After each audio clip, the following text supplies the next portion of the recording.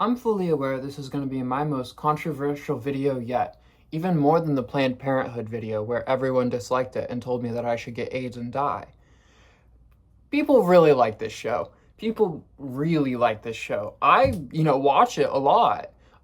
My siblings all really watch it. A lot of my friends watch it. It's very popular in culture broadly and in the queer community. But the trans representation is not good, and I'm tired of pretending like it is. People act like it's cool. People act like it's, oh, hell yeah, that's a hate crime. Like, that's enough. Like, oh, they're negative characters. You're not supposed to relate to them. They always get their comeuppance. They always use the word comeuppance. But that's rarely actually how the show is structured. And the things they do really start to piss me off, dear viewers. And I want to tell you why. There are things that made me uncomfortable, and I'm just going to tell you why. So without further ado, I'm just going to tell you why. Let's go into the Lizzie Lone Star madness and just start going fucking haywire. Hi, this is Editing Eliza, and it's become very clear to me through the process of editing Eliza that it's kind of impossible to follow along with this if you haven't already seen the show, and at least the episodes corresponding to Carmen. Also, I'm just sorry for how I behave generally. So the first episode Carmen appears at is the one where Charlie pretends to have cancer so that he can get with the waitress. And Mac is like, oh, I found the perfect girl for Charlie. And Dennis says, oh, she's a tranny. First of all, not a good word to use, but for now, I'm not even going to touch on that. She has, cool trans girl energy, which is cool. She's played by a cis actress, which isn't cool. But you know what? It was the time, I guess. Hire me for that shit. Hire me for that shit. Look at me. I'm ready for Hollywood. Yeah. What the hell? People say, oh, it's the characters are bad. The characters are bad. You're not supposed to relate to them. It's okay that Mac is saying, oh, you're not a real woman. Dennis is saying, oh, you're a tranny. Everyone's making fun of her, calling her a tranny. At this unsafe bar. That's okay. They're unsafe people. They make fun of those people. Those are the people they're making fun of. Why then, dear viewers, did the show do a close-up on her noticeably large and thick penis? Why? What was the joke there? What was the comedy there? Yeah, I'll give you a call.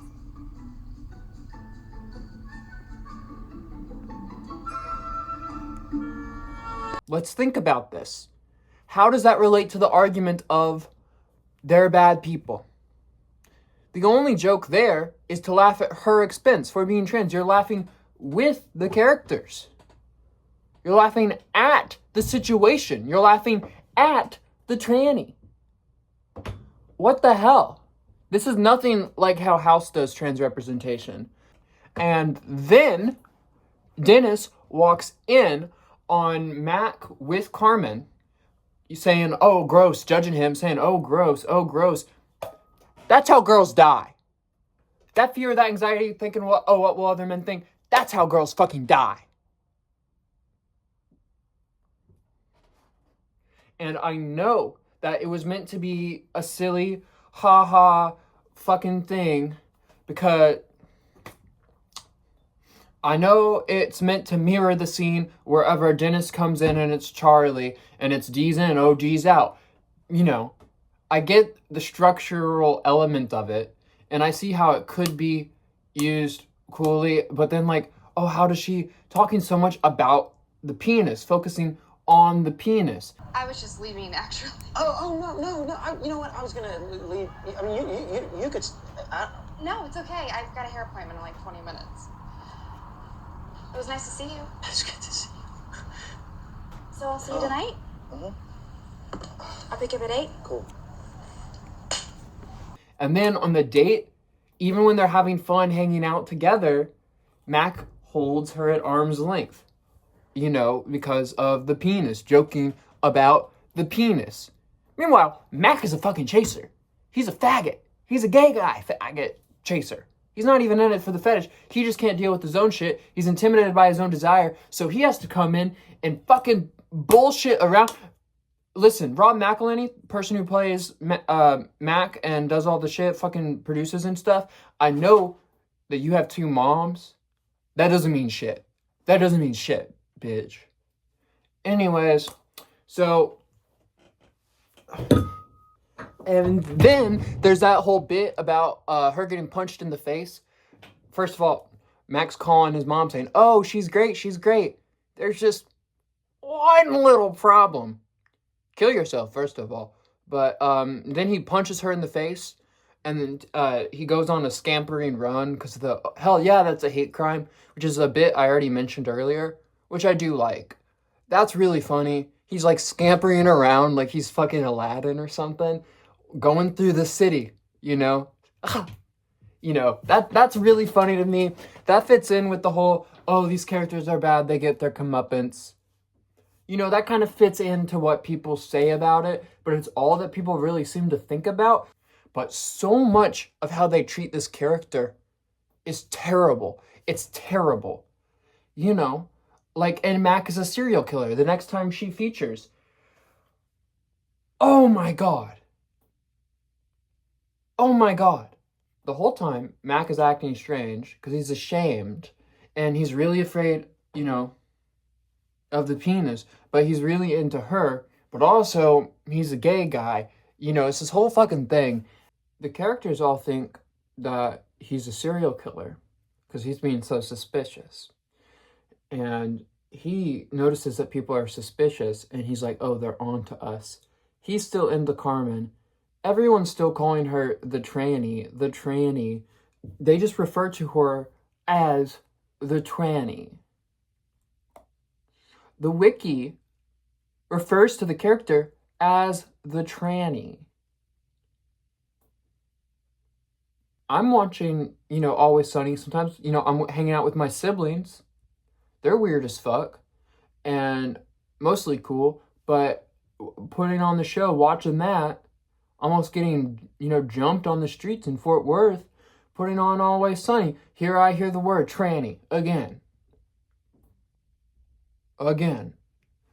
Around all my siblings. What the fuck? You know how that fucking feels? Do you even care?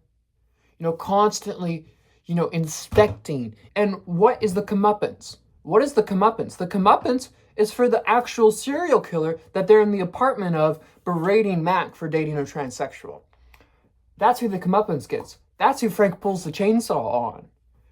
Where is the comeuppance? Where is, the blowback? The comeuppance is on Mac for dating a transsexual. That is the problem. And yes, chasers should be shamed and forced into positions of political radicalization. But that does not mean that dating a transsexual in and of itself is a shameful act, which is clearly the angle these characters are going in at. And you can say, well, those characters are obviously bad people, but they don't get their fucking comeuppance. What comeuppance? They never actually face real consequences, so they're enabled to just go on with their life treating people like shit. They don't get any actual comeuppance. It's bullshit. And you can say, well, that was the culture. That was the 2000s. Yeah, where does that culture come from? Misogyny. Fuck you. She appears next in Mac Fights Gay Marriage, where Carmen gets her bottom surgery, and Mac meets her there at the gym with her husband. And now all of a sudden, he is thinking, oh, you are a man. You got your bottom surgery, you did all the things, I dated you before, but even if you get the bottom surgery, if you're not, for my consumption now, you are a man because you have no value to me. She got her dick cut off and she married a dude. Oh, that's great. Congratulations to her. No, that is not great. No? That is a gay marriage. I got a question for you. one's a girl, one's a guy. Yeah. And how is that gay? Well, for starters, clearly her husband is a homosexual, okay? Why are you making that assumption? Because he's with the tranny? You were with the tranny. What are you saying?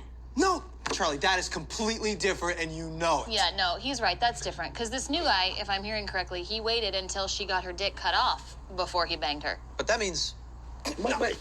The other characters, though, now at this point, are like accepting of her, kind of. They're like, oh, good for her, good for her. Oh, if anything, you dated her when she had a penis, making you gay, which is like, it's not how gender works. That's not how this works. It's not gay.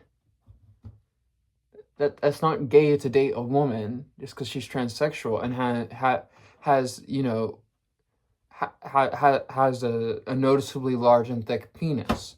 Frank and Charlie go and harass her on this treadmill that she's walking on, and you know, that scene is kind of funny, I guess. They're just like, oh, who has to be the woman, who has to be this, and then she's kind of educating them, and obviously doesn't want to be around them, which she's played as like a very like nice character. Oh, very friendly, oh, very charming, and then like that's where she kind of has her breaking point.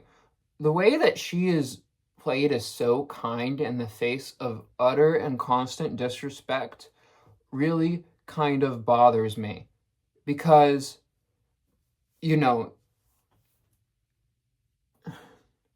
that's not how we should have to be. We shouldn't have to be with the most repulsive members of society who hate us, you know, to find community, to survive. And we shouldn't have to put up with all the fucking bullshit. We should tell a bitch off. But she's just being so kind, so understanding, so, you know, just generous with herself and her soul and her spirit. And it comes off kind of as pick-me and kind of as lacking any amount of self-respect. And she's kind of just a hollow character in a lot of ways, who's just nice and charming and cool, oh so friendly, oh so flexible. And part of me can relate to that at points where I was earlier in my transition, but it shouldn't have to be that way. These people are terrible, and they should be shot with a gun. Hey, it's editing Eliza. I'm here editing Eliza, and I thought of another thing. Maureen Ponderosa, that character, how she's like transitioning into a cat. Of this woman into... Cat. Excuse me? As I transition from woman to cat, I must insist on being referred to as a cat. Objection. She's not a cat, Your Honor. Yeah, just let that one sit. Think about that with everything else the show's done. No.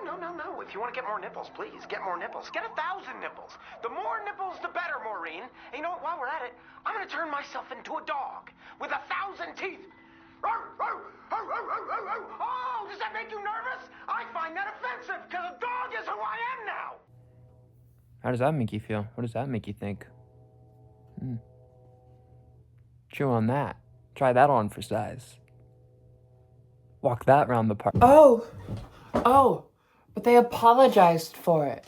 They apologized for both Glenn Howerton and the last episode she appeared in, where she's given a baby with this beautiful music.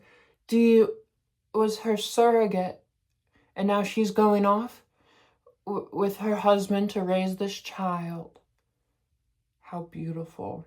How beautiful. Still call her tranny. Still call, is the father. Still call her a man.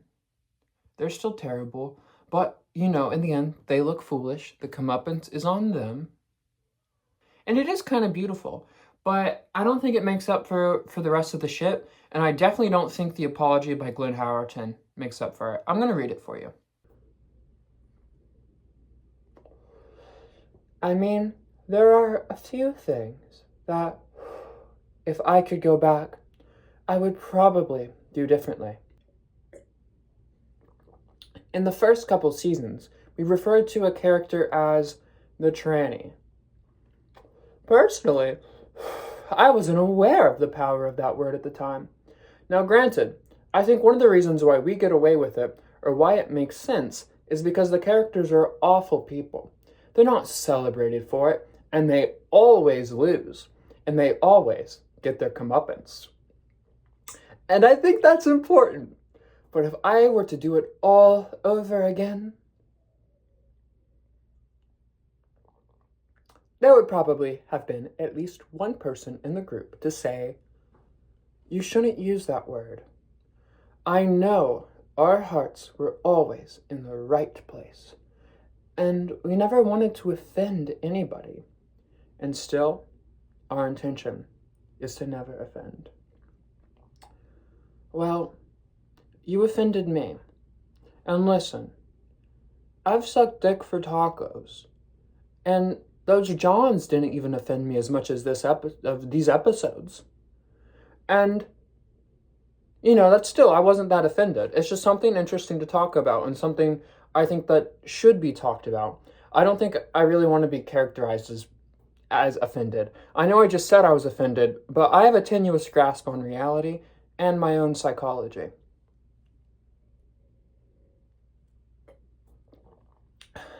Ultimately, the point of this video is to become a writer for Always Sunny and maybe do some funny bits. I've been watching it ever since I was a kid, and I'm hilarious. I'm stranded in Texas, and I could really use the opportunity.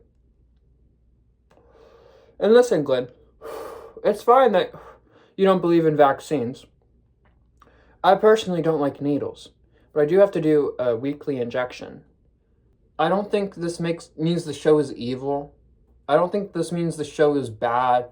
I'm not really going to stop watching it. I was watching it with my friend, who's also trans, and she just rewatched the whole show, and I was talking about this with her, and she was saying,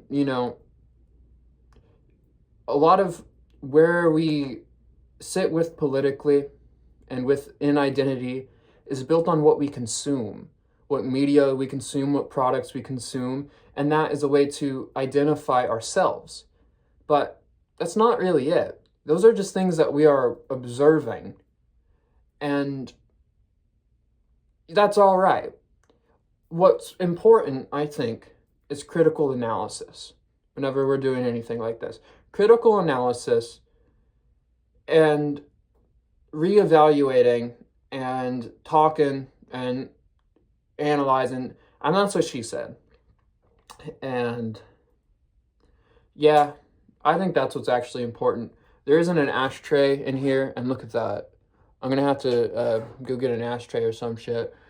Anyways, I'm gonna give this cigarette menthol crush probably a 6 to 7 out of 10. Like, I like it. I like that you can choose which one you do, if it's menthol or if it's not. But usually I'm always going to pick menthol, and I'd rather just smoke a Newport. My older brother loves American Spirits. A lot of people love American Spirits, but honestly, I'm not too crazy about them. I'd rather just smoke a Winston, even though they're way less healthy.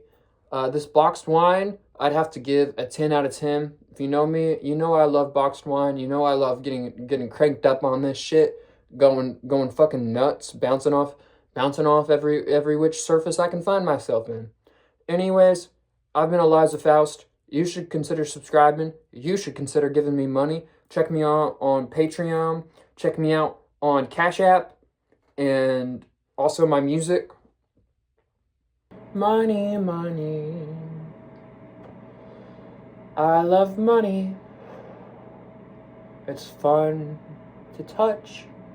It's fun to smell. It's fun to purchase food. And it's fun to not worry about money or my phone bill going out of service. I have no income, and for that I'm sad. Get a job, so they say.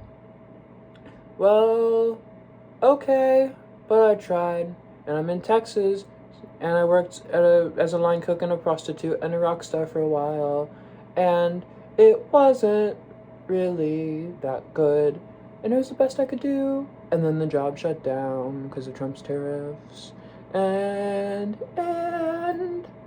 I got to make it to a big city and maybe become, I don't know, something like a model, or maybe I could be an employee of a major something, work for FX because they did the show Pose, which is really good. Oh, I love the world, and I love you too, dear viewers. I love you, dear viewers. I hate Andy Warhol, and I'm gonna make a video about stuff around that, maybe talking about women in revolt and other things. I love Candy Darling, and most trans people generally, unless you do some fucked up shit to me or other people. So give me money, give me money. Am I not fab? Oh, I promise not to spend it on alcohol and cigarettes. I promise. I promise you.